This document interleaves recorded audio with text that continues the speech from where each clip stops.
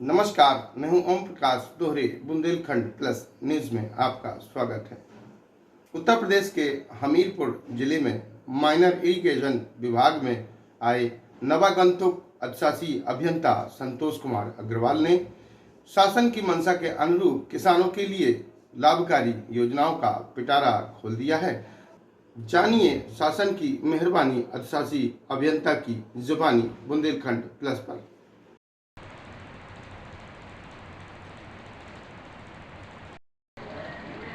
जनपद में जो लघु सिंचाई को लक्ष्य दिया गया है वो मुख्य रूप से जिला योजना के अंतर्गत है। चेक डैम निर्माण कार्य का है, जिसमें से 16 चेक डैम का हमें काम दिया गया है। इसमें से 13 चेक डैम के अनुबंध की प्रक्रिया चल रही है, 3 रिटर्निंग में है। दूसरा इसमें वर्षा जल संचयन का है, जिसमें से 6 चेक डैमों का लक्ष्य दिया गया है, जिसमें से 6 के अनुबंध कार्य चल रहे हैं, प्रक्रिया में हैं।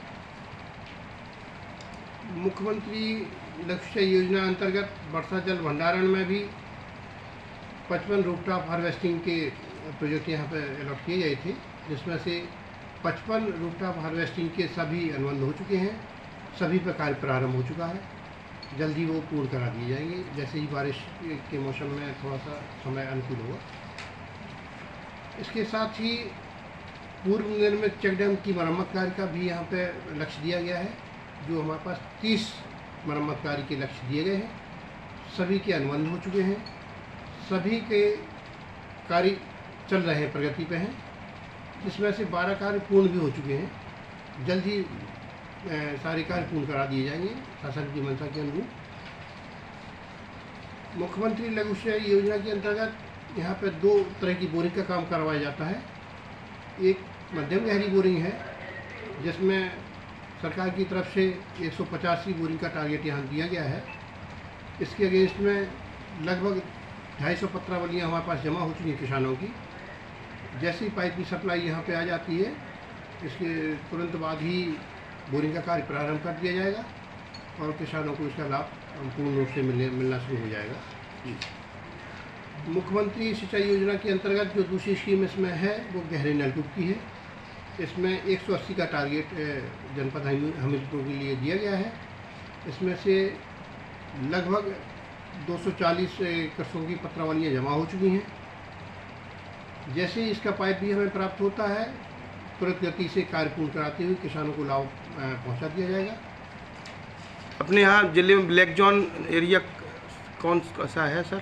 अपने यहाँ 4 विकासखंड ऐसे थे जो कि क्रिटिकल जोन में आ रहे थे, जिनमें से लघु सिंचाई विभाग के द्वारा जो रिचार्जिंग की स्कीम अपनाई गई हैं, उससे 2 ब्लॉक ऐसे हैं कि जो क्रिटिकल जोन से बाहर आ गए हैं। ये एक जनपद हमीरपुर की बड़ी सफलता है। आगे भी हम लोग प्रयास कर रहे हैं कि जो 2 विकासखंड क्रिटिकल जोन में हैं, उन्हें भी जल्द से जल्द रिचार्ज करते हुए तो क्रिटिकल जोन से बाहर निकाल दिया जाएगा। ये समस्त योजनाओं से जनपद के कितने किसान लाभान्वित होंगे? हमारे यहाँ से अगर देखा जाए तो डायरेक्ट बेनिफिशरी में जो बोरिंग वाले हैं वो तो सभी कृषक हैं ही, वो 360-65 की स्थिति इस बार है।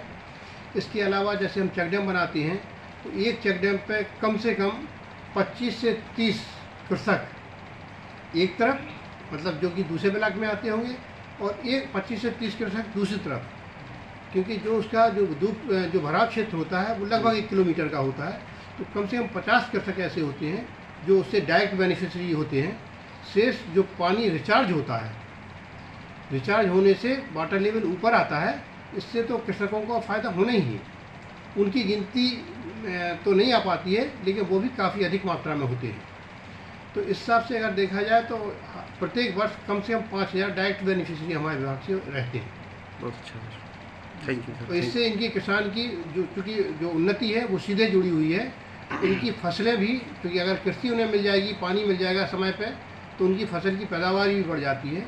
इससे जो कृषक हैं उनकी आय में भी इजाफा हो रहा है।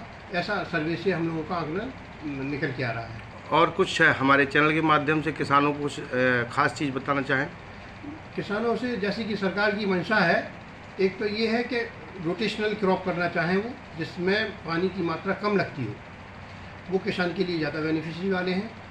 दूसरा ये है कि पानी का संचयन करें, पानी जितनी ज़रूरत है केवल उतनी सिंचाई के लिए उपयोग करें, अन्यथा जो अगर पानी बर्बाद हो रहा है तो भविष्य में हम लोग को इस संकट से जूझना पड़ सकता है। यही हमारा किसानों के लिए संदेश है और किसानों को जब भी हमारी ज़रूरत होगी, जहाँ भी ज़रूरत होगी, हम उनके लिए बिल्कुल 24 घंटे तैयार हैं। Thank you sir, thank you.